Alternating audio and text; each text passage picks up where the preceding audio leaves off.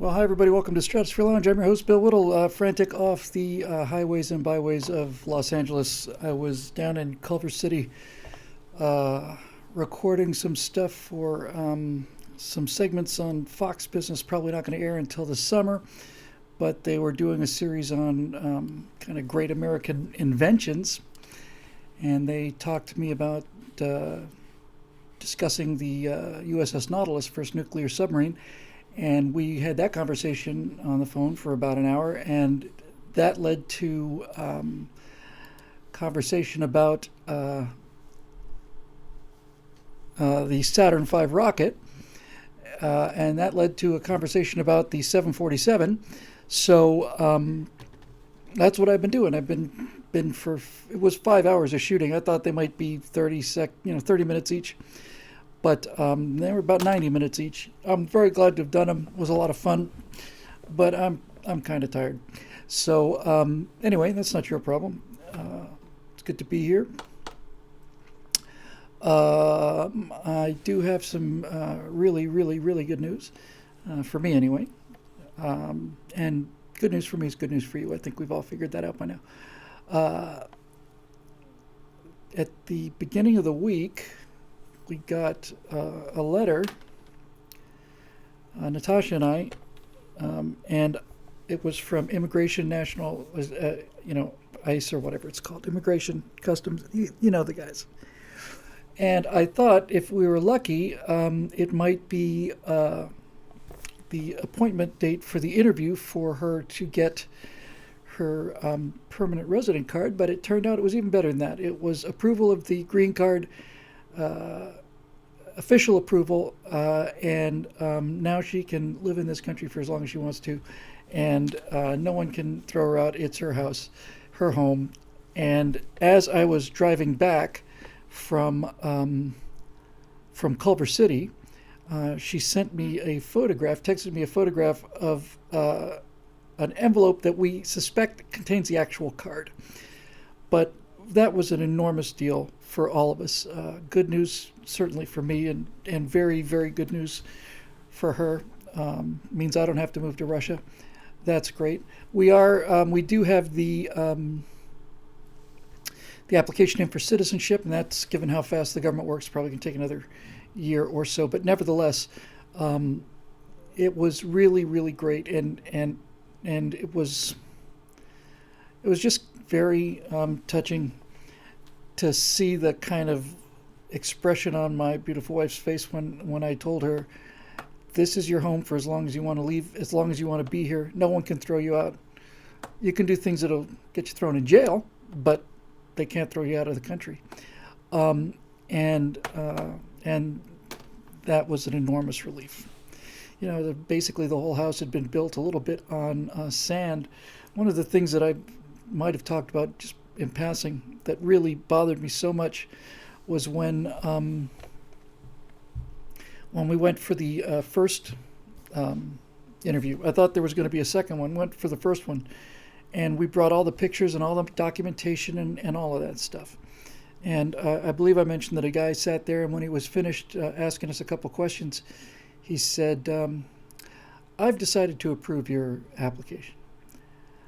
Him approving the application was nice, but there was just something about that just drove me out of my mind. I've decided, that's when you realize it's like, and many of you have had this realization already, but when you realize that your life and your happiness is in the hands of a government official, it's alarming.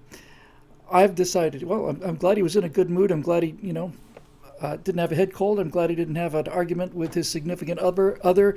I'm glad he didn't get nicked on the way to work in a small car accident. He had decided that we would be able to go ahead and live our lives the way we wanted to. What I was hoping he would say, what I was looking for, was, you have met the requirements for the provisional resident alien card. That would have been not only okay, but there's no other way to take it. That would have been wonderful. But there was just something about that tone. I've decided Okay.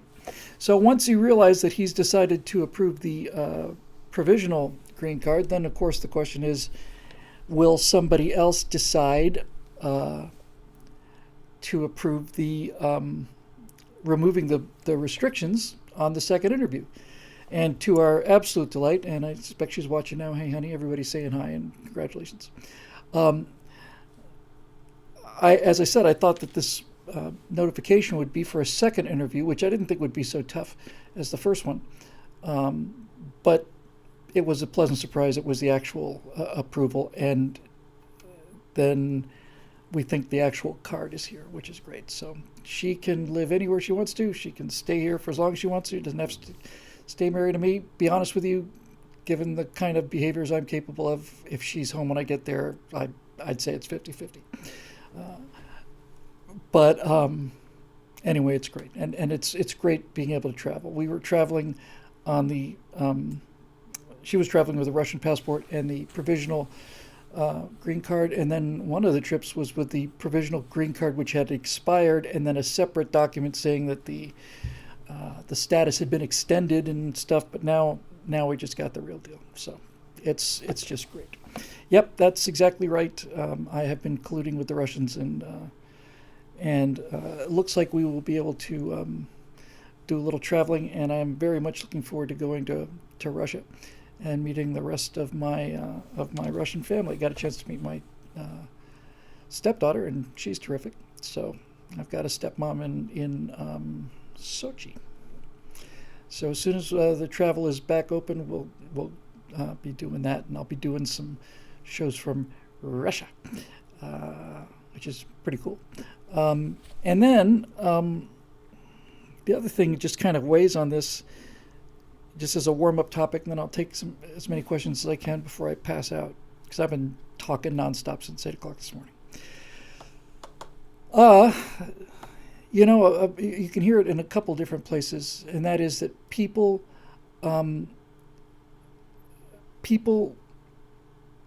you can start to feel our somebody put it, I don't remember who said it, but somebody on Instapundit said, VC Day is in sight. Victory over COVID date. You can tell it. You can feel it. The number of vaccinations increases by the day. Reputable scientists, not the ones that work for the government, but actual scientists, basically said they expect that we'll have herd immunity pretty much by April, which is 5-6 weeks. So that will be a damn good day.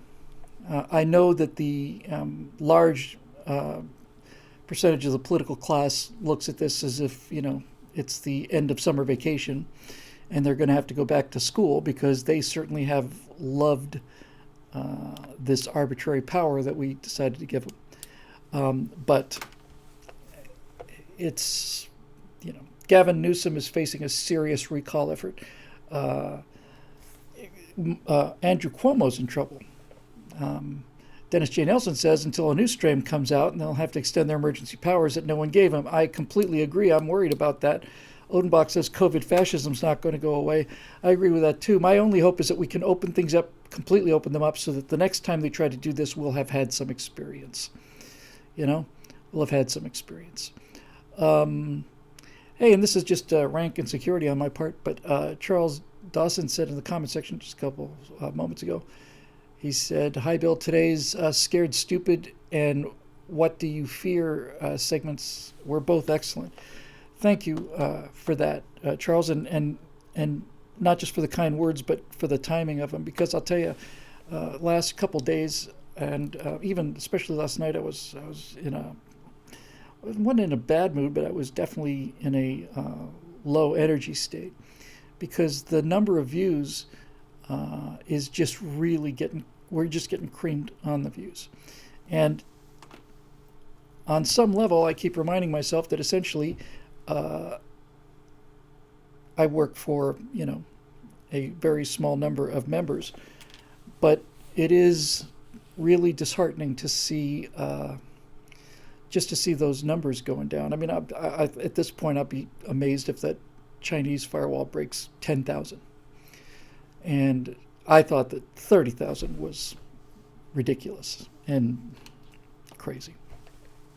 The hard part about it is I don't know how much of that is algorithm suppression and how much of it is just the content not being as good.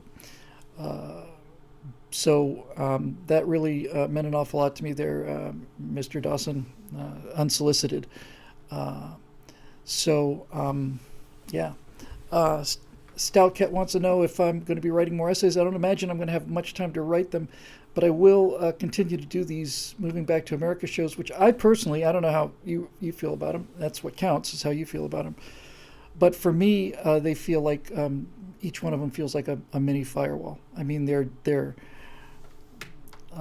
we record them live with a live audience, very, very faithful group of about 20 or so.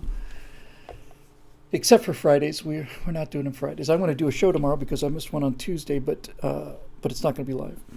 And they run long as usual, and generally the live session's about 40 minutes or so, and then I get it down to, I want to get them to under 20. And that editing really, really, really helps. And I, put in whatever graphics I can. So the problem with these was not a problem, but it's a factor. We have an excellent editor, although don't tell him that. He's just been exemplary. Our guy Matt, who's been editing Right Angles for 3 or 4 years now, at least. I just hand him the Right Angle files and he just cuts them. He cuts the Virtue Signal. He cut all the Bill Whittle Now shows. He's great. But I can't hand this one off because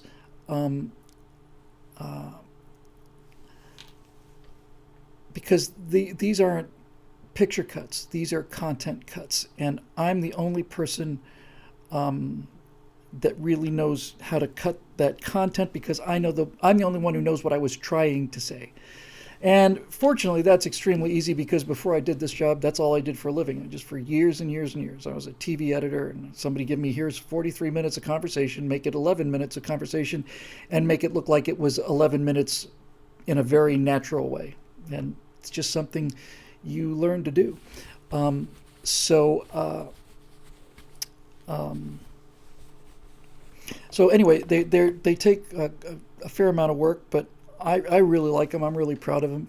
There's a kind of a certain amount of anxiety in the morning because I got to figure out what kind of message I'm going to try to wrap around these things. It's not really just hey, here's an article. It's got to be about something if I can possibly help it. So we're doing 4 a week, and tomorrow, as I said, I'm going to have to come in. I had to postpone the Virtue Signal shoot with Zoe today. Because of this stuff down at for Fox Business.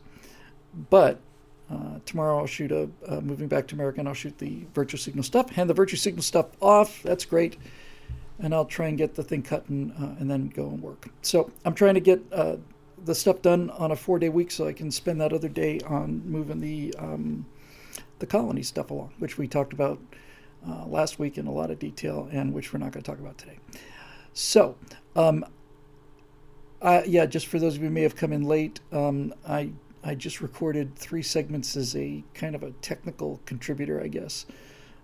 Each one of them was about 90 minutes of question time. The total videos, I think, are going to be like 10 minutes each or something. But they're doing a series on American inventions, so I got lucky enough to be called in to talk about the first nuclear submarine, USS Nautilus, which I knew pretty well from the Cold War stuff. I got a chance to talk about the Saturn V, which I knew pretty well from the Apollo 11 stuff, and then the 747, which I just knew pretty well. So that was great. So I just honestly ran into the room, turned on the Weird Al walk-in music, and then just got the show going. So I'm going to navigate my browser over to BillWhittle.com, see if we have a members forum thing there. And if we get all of those, then we will go to the Facebook page. I was going to put up a Facebook page saying show tonight, but I really thought I'd be out of there by 3. Honestly, I really did. And I didn't get out of there till 5. So anyway, let's see what we have here. Yes, log in. I am a member, I think. I have to tell you, I do all of the thumbnails for this. We have a relatively inexpensive, photo house, image house. So I download photos and thumbnails and do what they do. And probably once every, I don't know, 4 or 5, I have to do some Photoshop work with it. But the one I did for Scared Stupid, where I took Jim Varney's face and put it on that transgender couple, it just tickles me. It really does. I just love it. And he, let me just find this, because I actually do want to talk about Jim Varney for just a minute here. Technology status for lunch questions and more. So here we go. Yeah, lots of stuff here. No, not that many. All right, we'll get those, and then we'll see what we got left.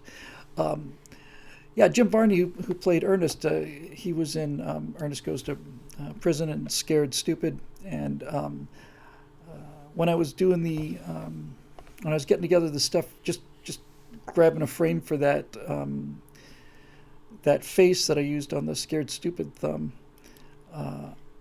I saw a bunch of his stuff, and I saw a bunch of stuff that was not the Ernest character.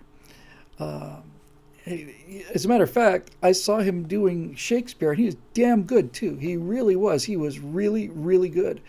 He was a really fine actor, and I just loved the Ernest stuff.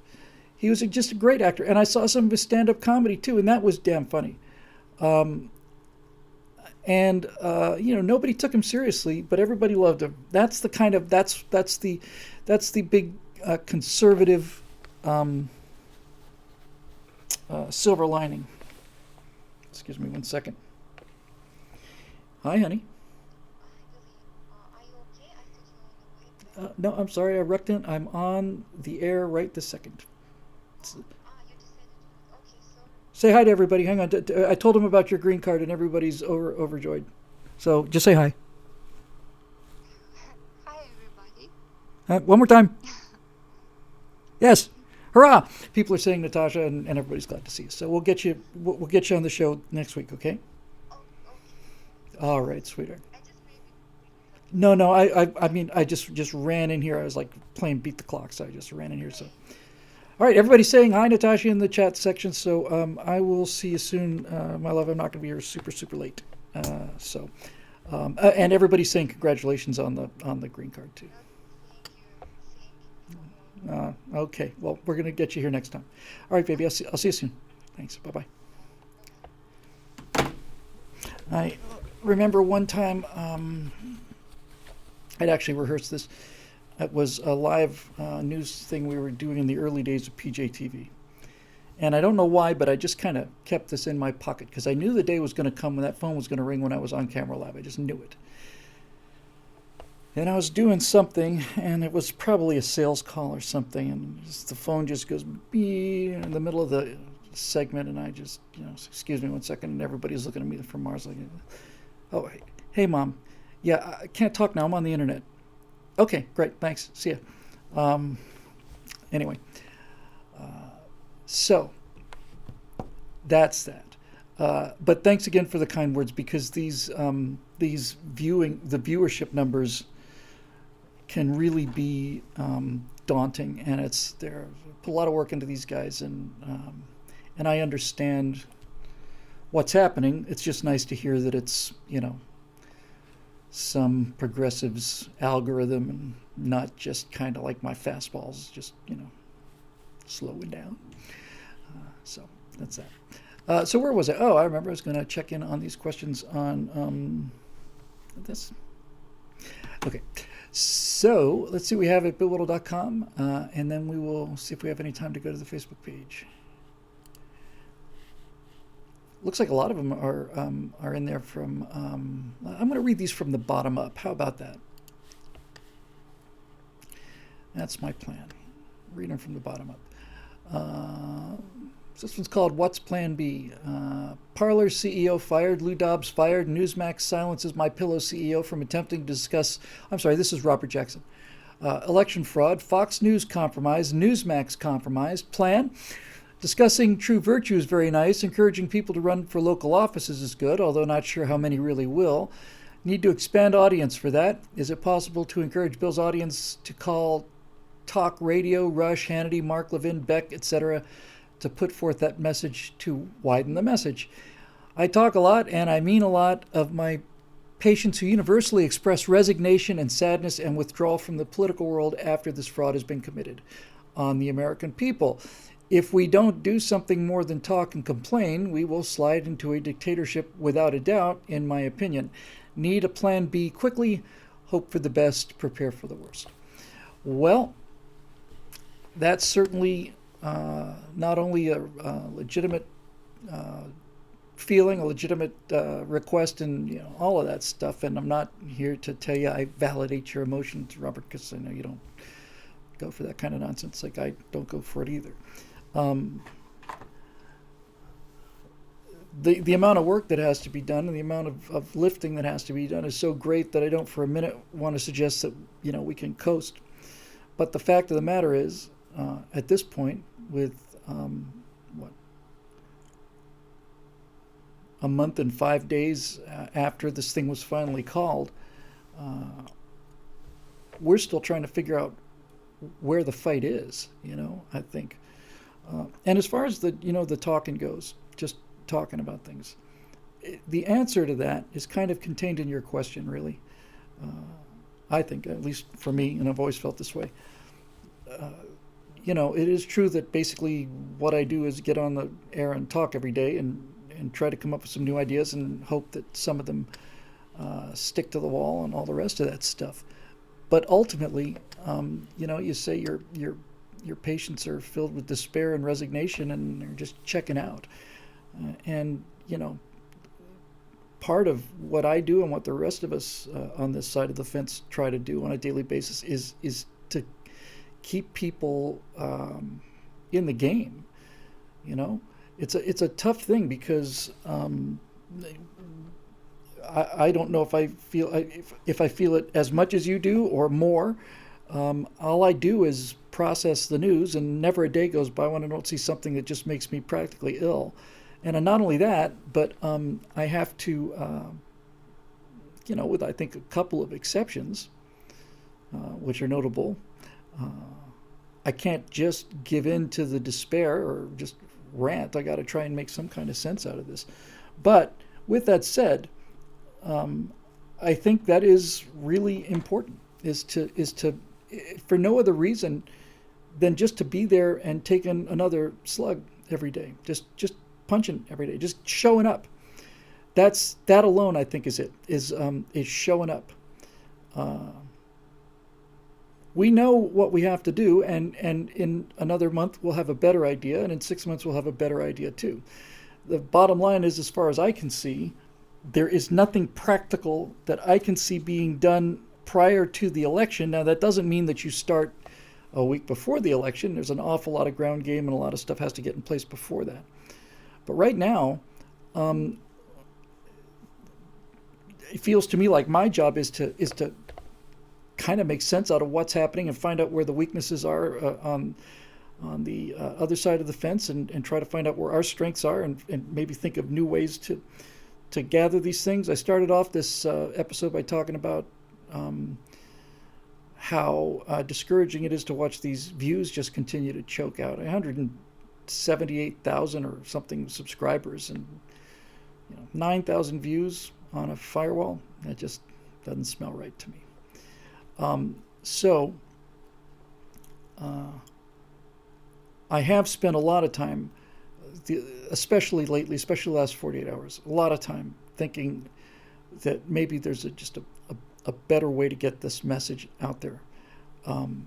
I don't know if that's true, and the great thing about the Stratosphere Lounge is a chance for me to be just completely honest with everybody and get a little bit of feedback, and that's basically what this show's about, and I've never been shy about that.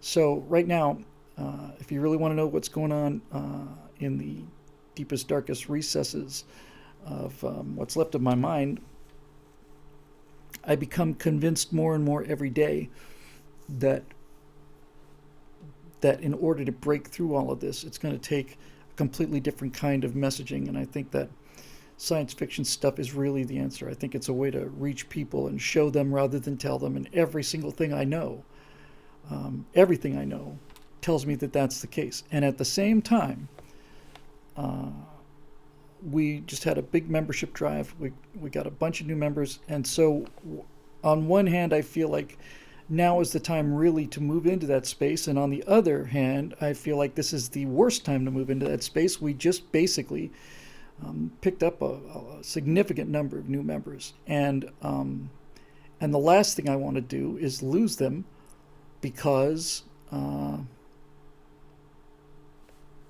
Because I'm working on stuff that some people don't get. And I don't mean that to sound snooty or snappy or spunky or any other S words.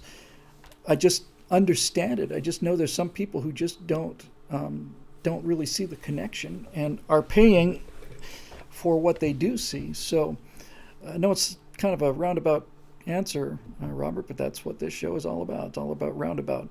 Um, right now, the only practical thing I can see to do, like today and the rest of this week, and for the next several months at least, is to find out what's going on out there, break it down, put it in the, when I say put it in the best light possible, I don't mean lie about it. I just mean stop, put something out there other than the endless stream of spin, so that people don't feel like they're all alone out there. And meanwhile, we figure out what is going on. So that's what I'm going to continue to do and do my best. And I'm trying to find a way to squeeze some extra time out of my schedule so that I can do both. I want to keep doing 4 of these Moving Back to Americas a week. We got 2 virtue signals a week. So the number of programs is actually up, even though Bill Whittle now went away. But I need to do that political stuff first. But there are times when I feel like I'm not moving in the right area.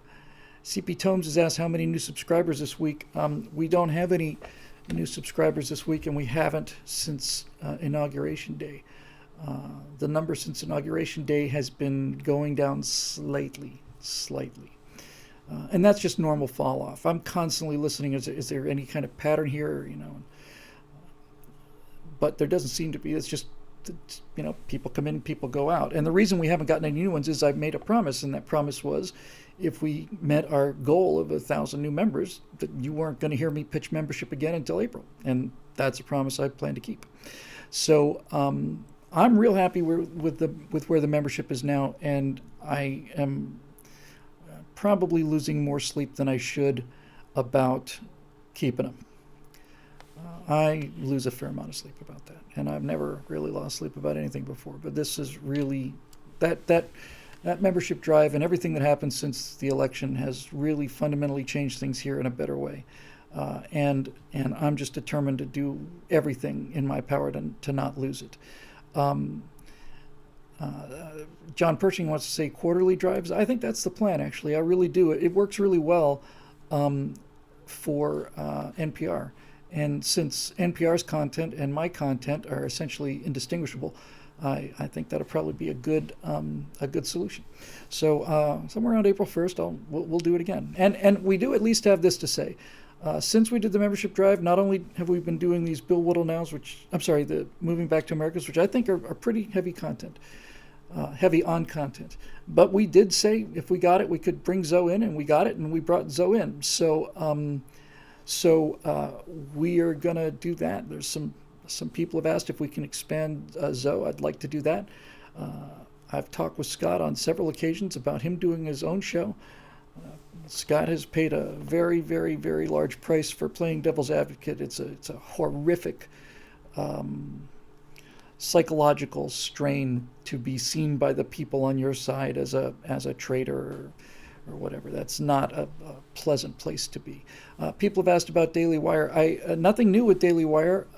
Somebody said he's still friends with Ben. I never really consider myself really friends with Ben. I'm certainly friends with Jeremy, but no, things are just great. I'm sure they're much happier there.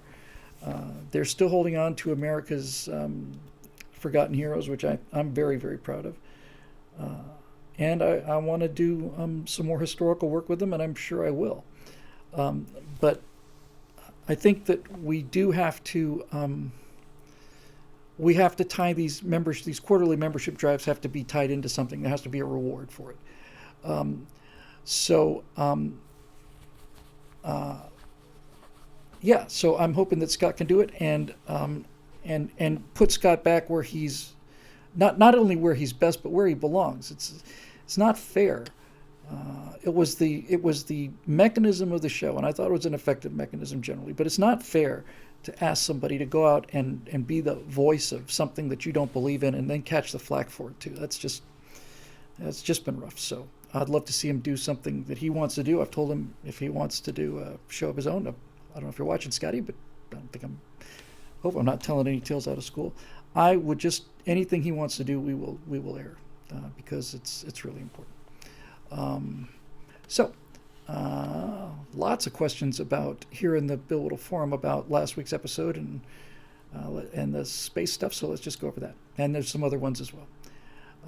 Somebody here's got a question about the metahumans. Those are the thing that I showed of the incredibly lifelike characters that Unreal is putting out, and looks good on Unreal 4, look even better on Unreal 5. So this is from Henry Lumley. Hey, Bill, thanks for addressing member questions from the forum. You're very welcome, and thank you for being so patient. I wanted to suggest something. Last week you showed the new MetaHumans feature from Epic Games. I wanted to ask if you thought that it would be a great tool for creating educational content. I'm not going to read the rest of it yet because I am so glad you mentioned that. I'm now going to read the rest of it, but I wanted to put my little marker on the table to say I definitely have a couple of ideas that are not related to the science fiction show, and we'll see what your question comes to. Imagine an educational series on the Founding Fathers with the Founding Fathers recreated using metahumans. Yes. Since we have many writings from that time and directly from the Founding Fathers, accurate scenes are capable of being recreated of that time. Absolutely, yes. There's an incredible opportunity to tell that story. This would especially be cool if done in VR. I'm thinking of a series that could be accredited as a history course for school children. Something that's similar in concept is Dan Carlin's from Hardcore History War Remains project. Yes, yes, yes, yes, and yes. Just a few moments ago, Henry just a few moments ago was talking about the decline in views and that could be demoralizing. And the first thing that came to my mind is, you could just do political commentary as a Unreal character. You could do it as an alien. You could do it as, I gave some thought to the idea of doing commentary as like a stranded astronaut. It's like some guy is up in high orbit and he can't get down. And if I were to do that, I could just do basically what I'm doing right now and just record the audio, record the facial mocap, map it onto the character, and here I am in a spacesuit, or here is, Buck Turgidson in a spacesuit, or whatever. So there's that. Your idea about historical figures is excellent, and I had an idea about that as well that I've also talked a little bit to the guys over at Daily Wire about, and they've expressed some interest in, although nothing really solid just yet. One thing that I've wanted to do for quite a long time, and I didn't know how to do it. I thought I'd have to do it live with lookalikes, and now I'm beginning to think the way to do it would be to composite characters into the real world. But I want to do a history show, and I've wanted to do it for a long time, that tentatively I'm calling Bring 'Em Back Alive. And basically what I want to do is I want to do a show where I'm interviewing historical people in the present and showing them what their lives led to. And the first people I want to deal with were the Wright brothers. I thought it'd be really, really fun to interview the Wright brothers. I know a good bit about them. We do some pretty heavy research. Interviewing the Wright brothers would be great fun. And then the part of it that would be the big emotional payoff would be taking the Wright brothers down to LAX and parking on the arrival end of the runway, and just having these guys look up and seeing these these mountains of aluminum just flying overhead. Take the Wright brothers out to see the Thunderbirds or the Blue Angels or something like that. Just you're creating it, obviously, but you could really generate a lot of emotion if you were to show the Wright brothers standing out on a flight line waiting for whatever is, this airplane that's coming, and then just have a eagle at full burners or a Raptor or something and screaming out of nowhere at 600 knots, just rip the air to shreds, pull a 9G climb out and just go vertical until it disappears out of sight. I've wanted to do that very much. I've wanted to do things like I wanted to show Chester Nimitz, the USS Nimitz. There are a number of heroes that I would want to go back. And this show, by the way, would be bittersweet, because while there's an awful lot of good things that have happened, there's an awful lot of bad things that have happened. It'd be awfully great to interview George Washington, show him the flag on the moon, show him all of that stuff. But then you'd kind of have to show him what Washington looks like now, the town of Washington at nighttime and all that stuff. You'd have to show him, and that would hurt him, and I think it should hurt him. I think people need to see it. I think people need to see Washington weeping over what the federal government has become, and the city that was named in his honor is rapidly becoming synonymous with nothing but graft, incompetence, and tyranny. That's not something George Washington would like to see or deserves. So moving on here.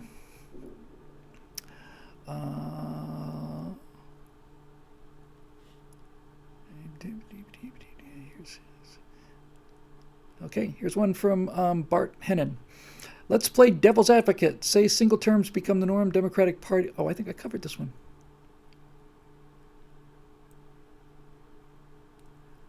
Did I?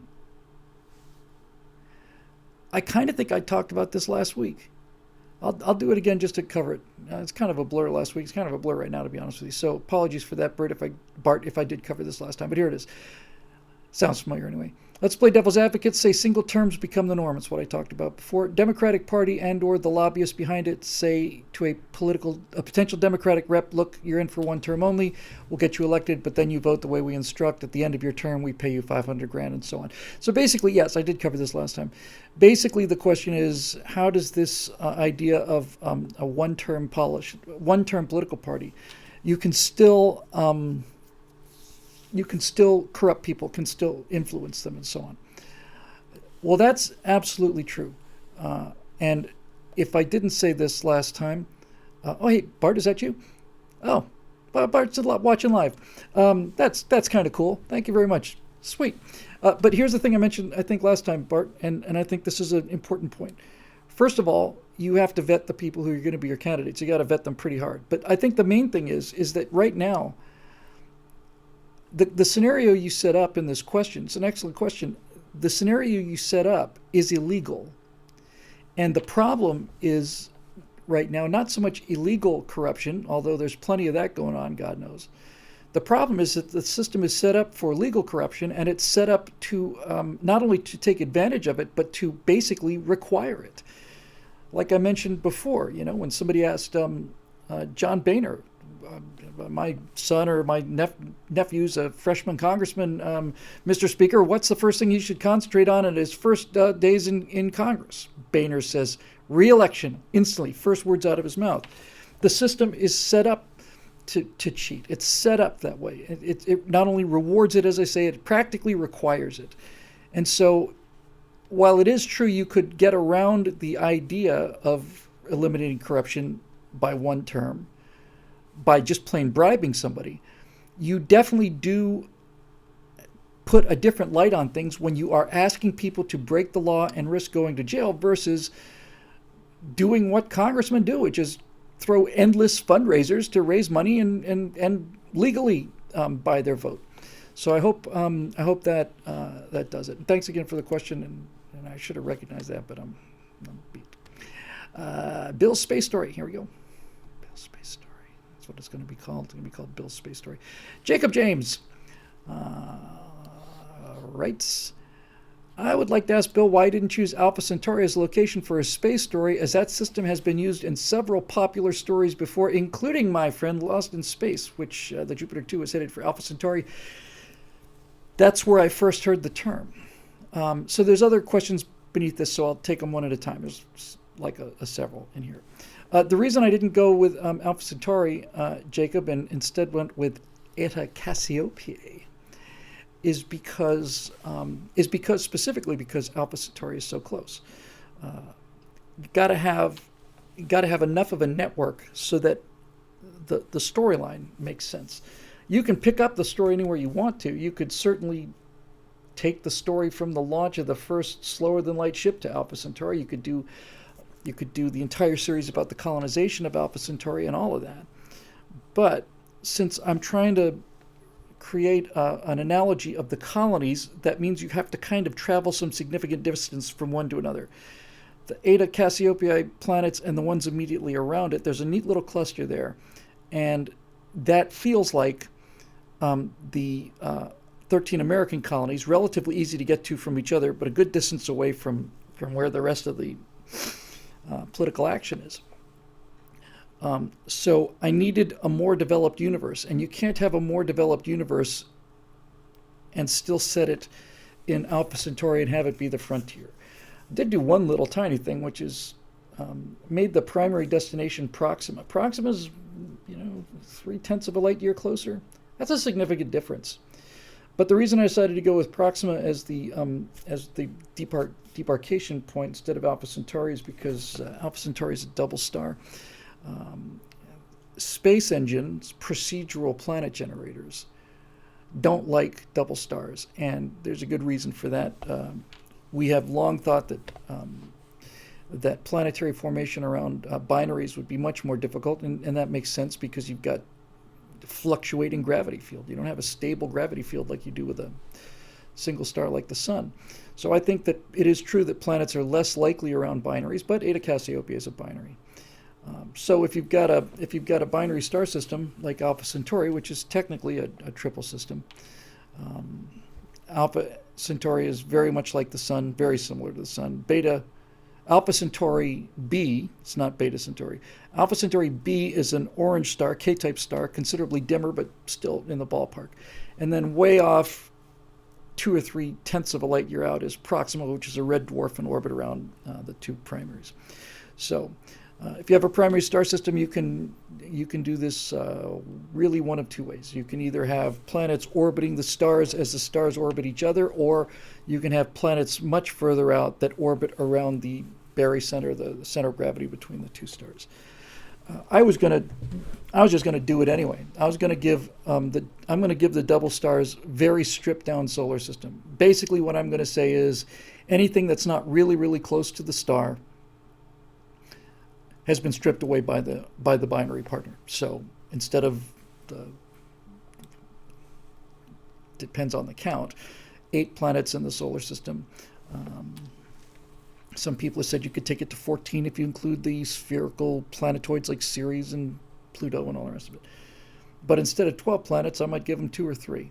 And same thing goes for the red dwarf stars. They're much, much, much dimmer. You have to keep the planets in closer. You can't have as many of them, I don't think. There's just not the mass for it. But all of that to say that the sound, not even the words. I love the words too. I like the way they look on paper. That's how demented I am. But just the sound of Alpha Centauri is for a certain person's age group, and I am right smack in the middle of that. Alpha Centauri and the year 2000 are things that we just grew up with. And when we get to the year 2000, then we'll have all of this cool stuff. And not so much. We got 9/11. But Alpha Centauri is always going to have a mystical quality for me. Now, as I was saying, I'm going to go ahead and do it anyway and put a planet in orbit around the binaries, at least 1 or 2 or 3. And I thought, just to hell with it, why not? And then what I found out is that they seem to have discovered an exoplanet around Alpha Centauri A. They found two around Proxima. We know they have two at Proxima, at least two. And they seem to have found one around Alpha Centauri A, which is grand. Grand.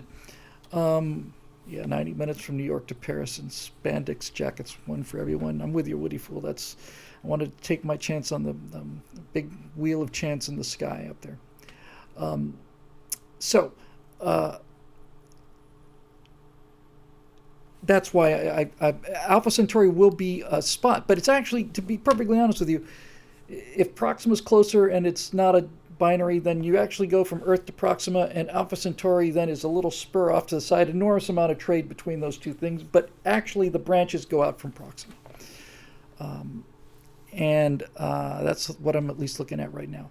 I was able to create the Proxima system using Star Engine. In Star Engine, there's a text-based program that will generate systems in Star Engine, and as many of them as you want to. You just push a button and it just cranks them out. Puts them out in the middle of nowhere. You can go look at the system, and I spun out 10 relatively small systems around M-type red dwarfs. I found one I like. I copied and pasted it and put it in orbit around Proxima. But it would not let me change in any way the qualities of the two exoplanets that are actually there. So I don't get to rename them or anything. But I did come up with some other planets. By the way, I don't know if any of you have seen this or heard of it. I just having so much fun with this thing. There's something out there called the Procedural Name Generator, and it creates names with Markov chains. I have not heard of the Markov chain before, but basically what it does is it looks at different vocabularies is probably the best word, and finds out what's common, and then strings them together in an order that makes sense in terms of the structure of the word. And the short form is that this procedural name generator will generate a literally infinite number of names if you keep pushing the button. But the thing that I really like about it is you get to determine what ingredients go into the mix. And I just pulled it up. And by the way, if you're interested in it, it's sorry about this. It's samcodes samcodes.co.uk/project/Markov NameGen MARKOV dash not underscore dash NAMEGEN / So samcodes.co.uk/project/Markov NameGen. So since we're here, let's have some fun. And you'll get to see how these things work. So let's take a couple of combinations and see what we get. I'm going to have to put the spectacles on for this one. Now, not all of these are good, but enough of them are good. Let's take American companies and let's combine it with electronics, some kind of tech thing. I'm looking for names of American tech companies. Emotions. And let me find where to go.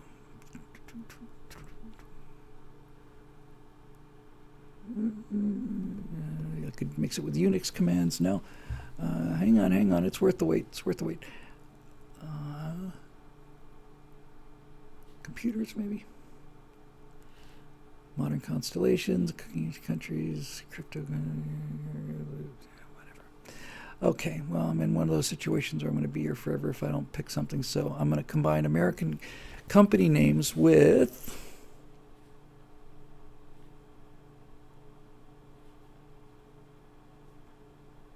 Come on, it's got to be under tech. It's worth the wait. Theological demons. Okay, let's go with theological angels. I'm going to combine the roots for an American company name, and it's going to be combined with the names of theological angels. I can set the order, which is the degree to which it will conform to these two things. So if I wanted to name an American company and give it kind of a classical name, I could hit the generate button and I would get names like...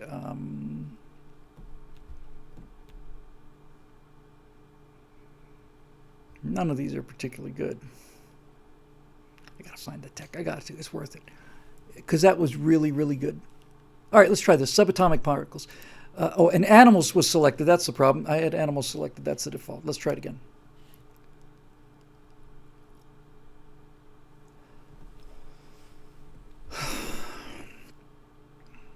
Synology, directorial, auto parts. I don't know where that comes from. This is just not a good combination. Sometimes they're just extraordinary. Let me try this real quick. Terran, then it doesn't like the angelic names. Let's go with American companies and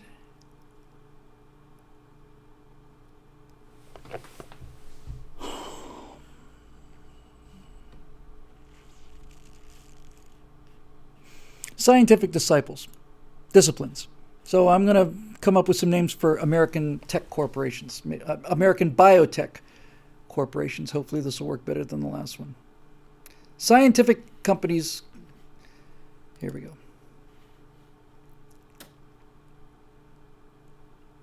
Dia Group. Well, I'm really embarrassing myself here because usually these things are fantastic. Let me shorten the words. Sometimes with so many letters, it just, sometimes you shorten the words, they get a little pithier. Here we go. So here are some names for American companies. Unix with a UNICS, Dialogy,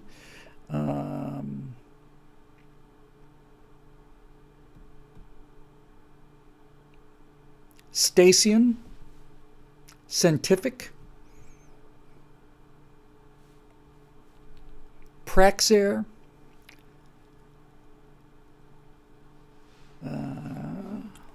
Chanco, Neology, Pion, Hercorp, Nerolium, Lexology, Helative, Silvices, Mematics, Toriology. You get the idea. Anyway, believe it or not, it's a lot more fun than I've made it out to be because I populated the entire planet. Now, let me just go show you what I did real quick. I used, for the Alpha Centauri system, I used a combination of natural satellite names,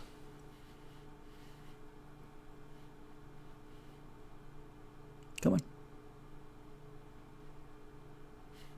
satellites natural, and I combined them with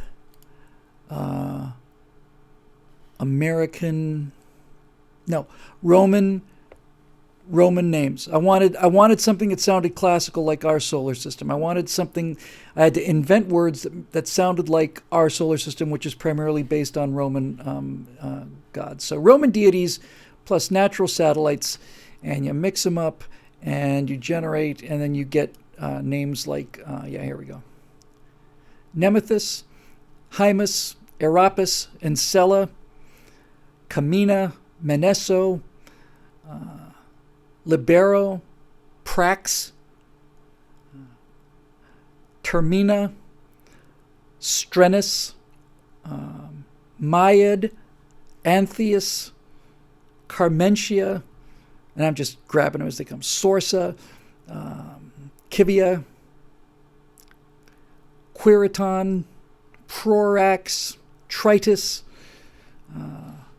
You get the idea. So basically, I just named all of them, and including minor moons, including like asteroids and stuff. I just named them, put them in there, and love it. So it's actually pretty cool. Anyway, that's something that's kind of fun to have if you get a chance to play around with it.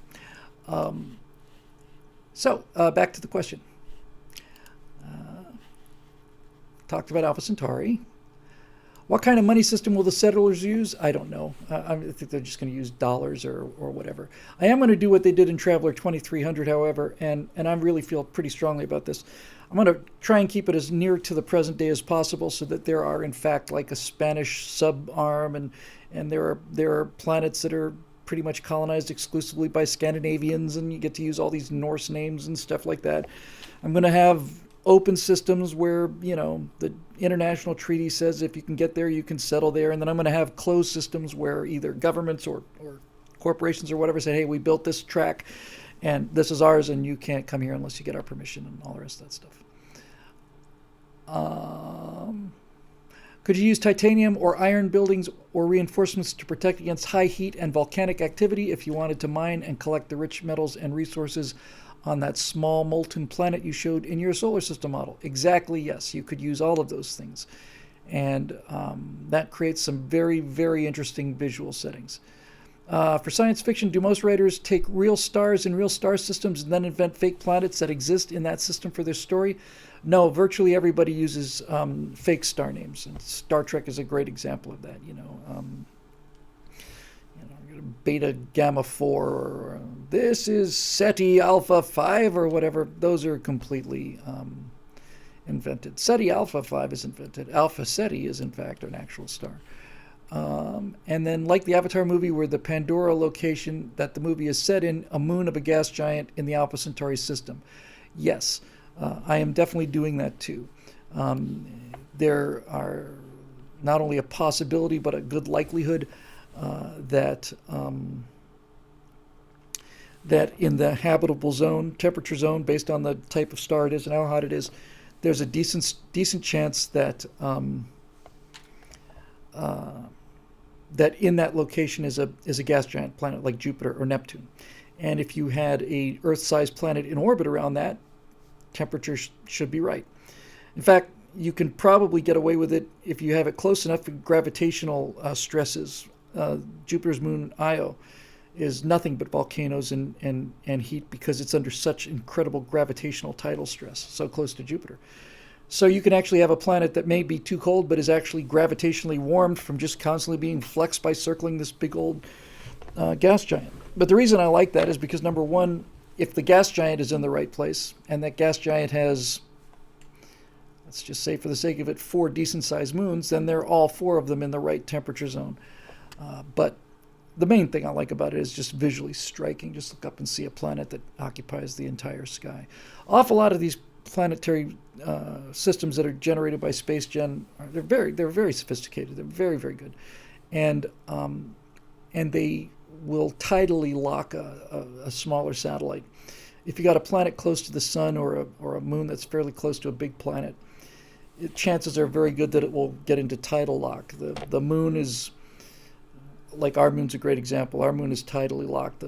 The moon always shows the same face to the Earth, and that's because the moon is not of consistent density. There are some parts of the moon that are denser than the others, and gravity tends to pull those towards the Earth, so as it orbits around the planet, sooner or later, it's going to lock that rotation in so that the heaviest part is always facing the Earth. That's what happens with the moon and the Earth, and a lot of other moons are tidally locked like that. So that's kind of cool.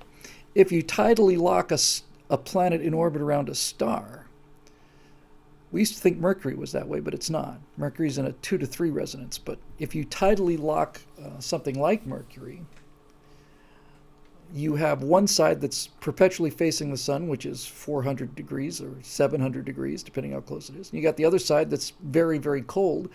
But there is going to be somewhere on that planet, if one side's facing the sun and is burning hot, and the other side's facing out into space and is very, very cold, you are going to be able to find somewhere in a ring around that planet, somewhere in there, you're going to find a zone where the temperatures are consistent. Now I'm talking about an airless thing. If you had an atmosphere there, you've got so much. You want to talk about storms, man. All storms, all wind is basically air moving from a dense location to a less dense location, generally speaking. Cold air is moving into warmer areas because it's denser, and that's what causes the wind.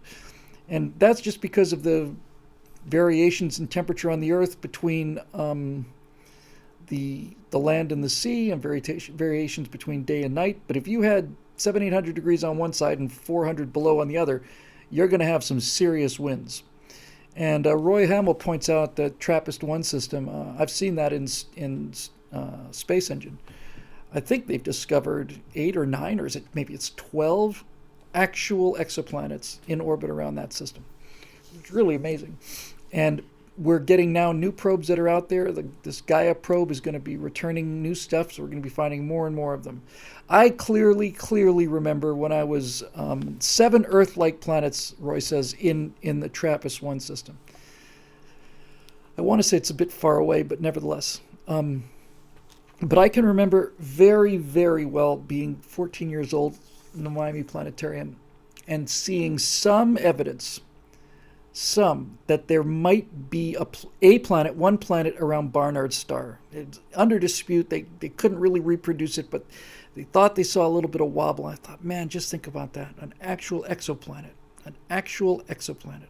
And now there's what? 1,500? Pushing 2,000, maybe past that. Now, at 40 light years, thank you, Roy, the TRAPPIST system is a long way away, relatively speaking, because I'm dealing out to about 25 light years or so. But, like 12 planets, and 4 of them, or 7, he says, are Earth-like. I mean, that's worth the hike.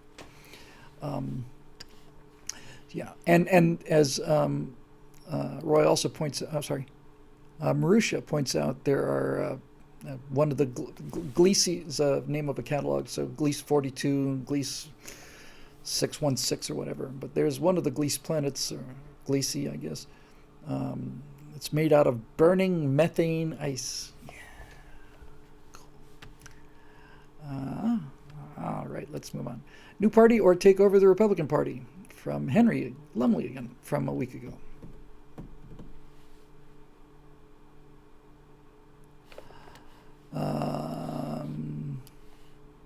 Actually, the question is from Tana Payne. Greetings from the corrupt state of Georgia. Hello, Georgia. Go Gators. Our plans in motion to form the after party. March 20th is the date for Republican voting for chapter leadership. Shall we take them over or split from these Democrat lights altogether? There are many hurdles to form a new party in Georgia. Seems to be the same for nationwide in my limited research. This is a problem that obviously had to get solved at some point, but I have to tell you right now, the thing to do is to basically just hold your cool your jets there and find out what Donald Trump has to say at CPAC, because that's where. Let me just say that he's probably got more influence in this regard than I do. So let's see what he has to say. One thing I can assure you he's not going to say is, go Republican Party. There's been a lot of talk about Donald Trump and the Trump movement. I wish they wouldn't call it that. I wish they just call it populism, which has gotten a bad name because the elites don't like the idea of people basically governing themselves. But a lot's going to depend on what he does and what he says. If Donald Trump goes to CPAC and says and announces he's starting a new political party, it's going to upstage me quite a bit. It doesn't mean we wouldn't have any influence. It doesn't mean that it wouldn't be what we're looking for. But needless to say, I think he's going to get more coverage than I do. So we'll see what they say. I really think right now that's probably the best way to leave it, because it's coming up, and I think it's going to be. I almost said earth-shaking. I think at the very least it's going to be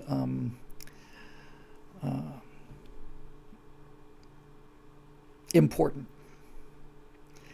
And guys, it's 7:15. I started late. I've been doing this for about an hour, but I have to tell you, if you don't mind, I'd like to get to the rest of these next week.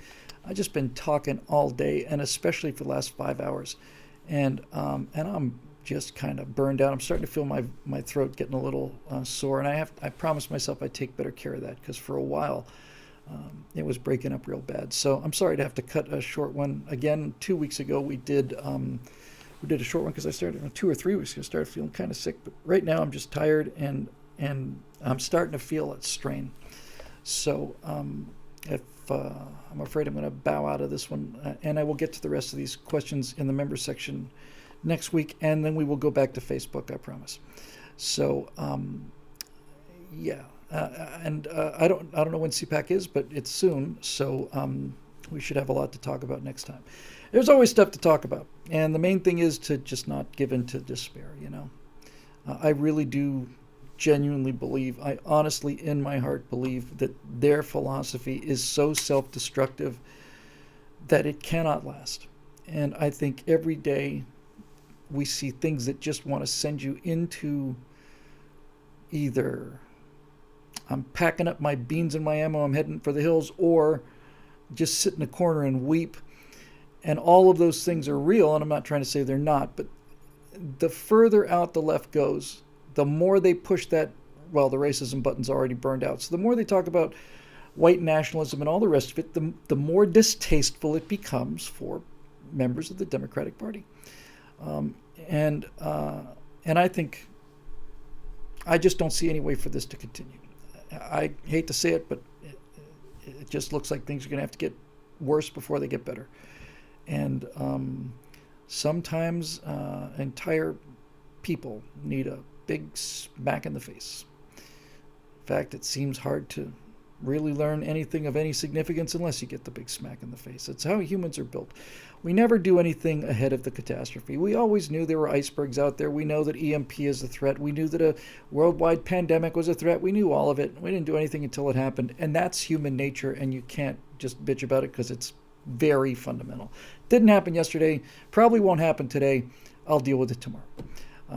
But in any event. So thanks again for the kind comments and for everybody being so kind to us live here. If you haven't seen the show live, it's really a lot of fun. I normally put up a message, but as I say, it was out all day today. So if you get a chance to catch it live, it is pretty much Thursdays here at 9 Eastern and 6 Pacific. And I expect we will be here next Thursday to see all of you fine folks again on the Stratosphere Lounge. So until then, keep your chin up and your powder dry and your pancake batter moist and delicious, and maintain a balanced stock portfolio, and don't forget to take out the trash. And also rotating your tires is not something that can happen nearly often enough. So and we'll see you next week.